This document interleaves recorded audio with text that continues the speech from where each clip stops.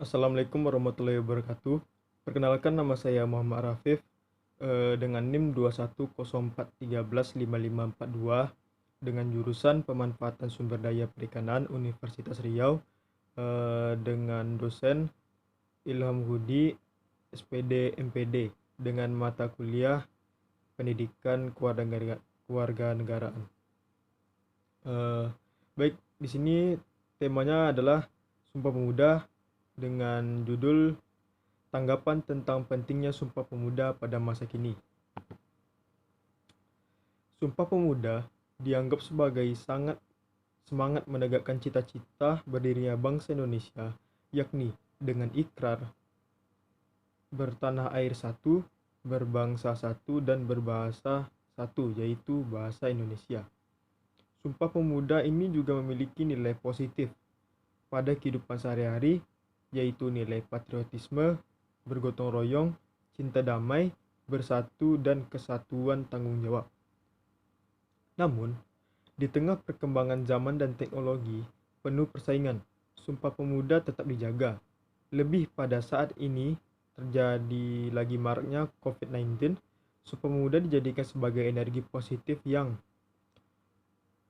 mengarungi arus besar globalisasi saat ini.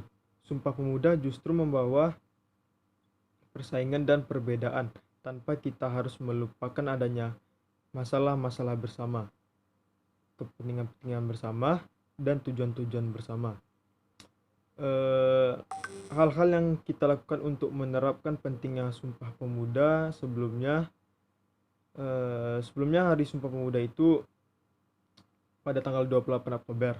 Biasanya diselenggarakan di sekolah ya, semacam upacara upacara Sumpah Pemuda. Juga biasanya dihadiri oleh kayak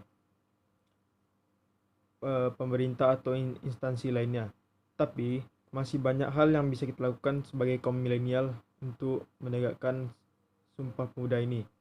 Yang biasa kita lakukan pada saat Hari Sumpah Pemuda itu yaitu rajin belajar dan berprestasi.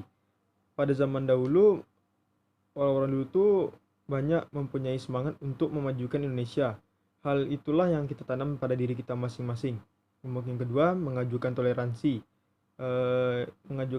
itu sebagai kita bisa saling menghargai satu sama lain, merupakan untuk bangsa kita bersatu. Hal yang termudah untuk kita lakukan pada Hari Sumpah Pemuda yaitu menghilangkan sifat egois, karena sifat egois itu tidak baik. Kerja bakti.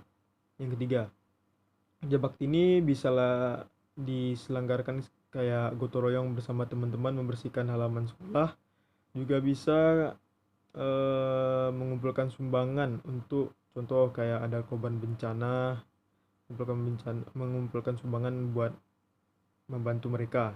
Yang keempat, kita bisa mengulas sejarah dan budaya masa lalu agar kita tahu bagaimana para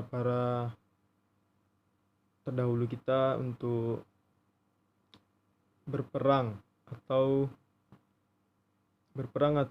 mendirikan bangsa Indonesia pada saat sekarang ini, agar bisa kita terinspirasi pada pemuda berzaman dulu. Yang kelima ini menjunjung bahasa Indonesia dan berbahasa Indonesia. Kita boleh menguasai bahasa-bahasa asing, tetapi kita tidak boleh lupa bahasa dasar kita yaitu bahasa Indonesia, karena bahasa Indonesia ini adalah bahasa yang sangat melekat pada diri kita semua. Baiklah, itu yang bisa saya sampaikan. Terlebih dan kurang mohon maaf kalau ada kata-kata yang salah.